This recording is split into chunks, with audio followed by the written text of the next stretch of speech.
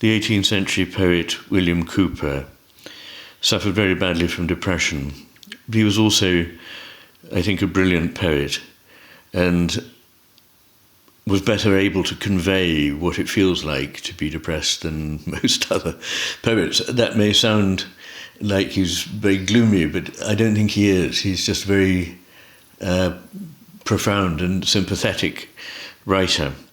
This poem is his best known, called The Castaway, which was prompted by reading the story of a sailor who was washed overboard in the Atlantic and lost from sight. This set a train of thought going in Cowper's mind. The Castaway.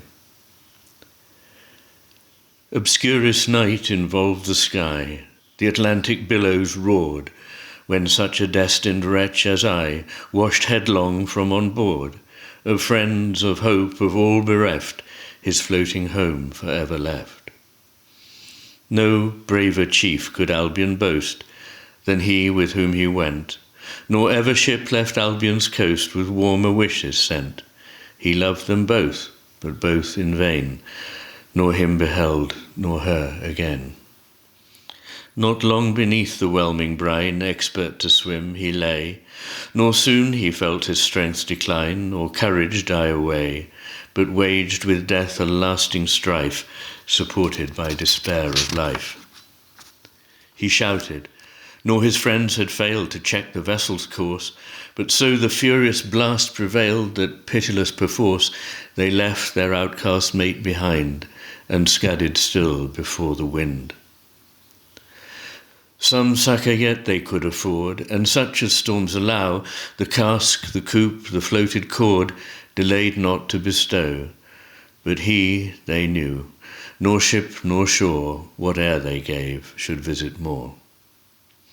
Nor, cruel as it seemed, could he their haste himself condemn, aware that flight in such a sea alone could rescue them. Yet bitter felt it still to die, deserted, and his friends so nigh. He long survives who lives an hour in ocean self-upheld, and so long he with unspent power his destiny repelled, and ever as the minutes flew, entreated help or cried adieu.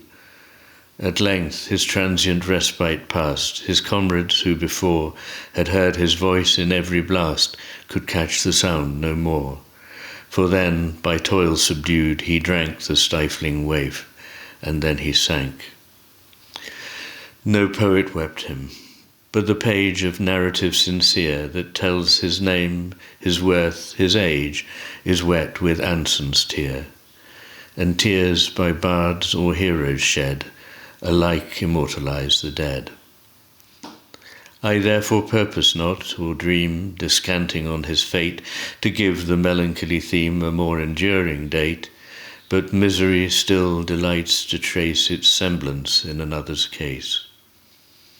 No voice divine the storm allayed, no light propitious shone, when snatched from all effectual aid we perished, each alone.